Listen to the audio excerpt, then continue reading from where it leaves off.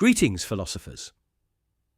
We're at part 8 of our 10-part journey through the electrifying philosophy of Friedrich Nietzsche, and today we're tackling a topic that hits hard: nihilism and the crisis of meaning. This is Nietzsche at his most urgent, staring into the abyss of a world without purpose and asking how we climb out. So, let's jump in with the kind of vivid curiosity he'd love: nihilism. It's a heavy word, but it's simpler than it sounds. It's the feeling that nothing matters. Life, values, everything's just empty.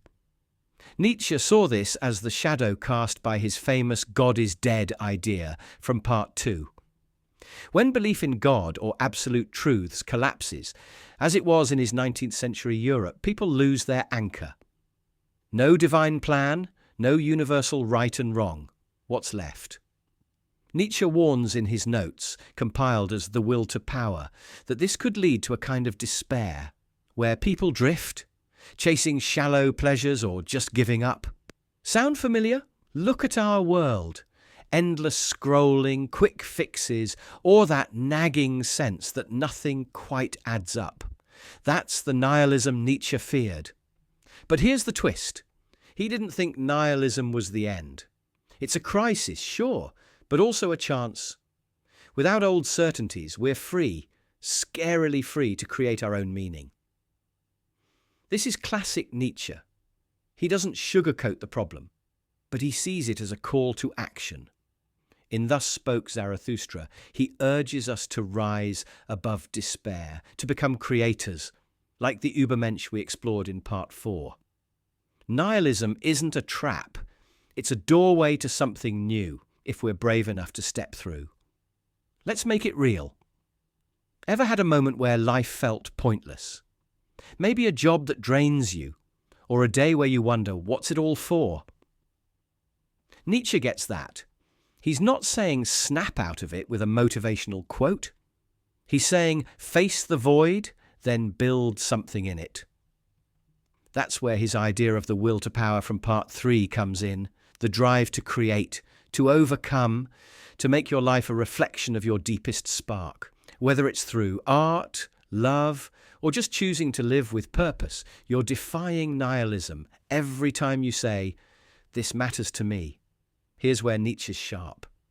He doesn't just diagnose the problem, he points out how we dodge it. In his time, he saw people clinging to new gods like nationalism or blind faith in science to fill the gap. Today, we might turn to consumerism, social media clout, or political tribes. Nietzsche would call these half measures, ways to avoid the hard work of creating your own values. He's not mocking faith or hope. He's mocking laziness, the refusal to face the challenge of a world without a script. Now, let's clear something up. Nietzsche's not a nihilist himself, despite what some think. He hated the idea of giving up. His whole philosophy, eternal recurrence, master morality, the Übermensch, is about saying yes to life even when it's tough. He's not saying nothing matters, he's saying you have to make it matter. That's the opposite of despair. It's a call to be bold, to live like your choices are a work of art.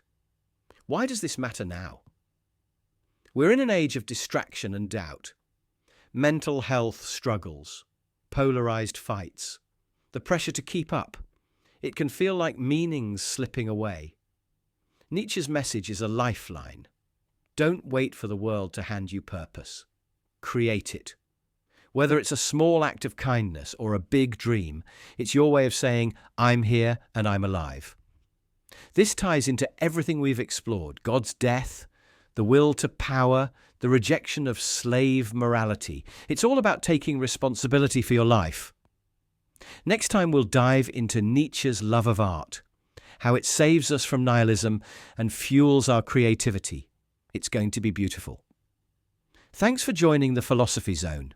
If this got you thinking about what gives your life meaning, share it with someone who loves wrestling with the big stuff. Until next time, keep creating, keep questioning, and I'll catch you in the next episode.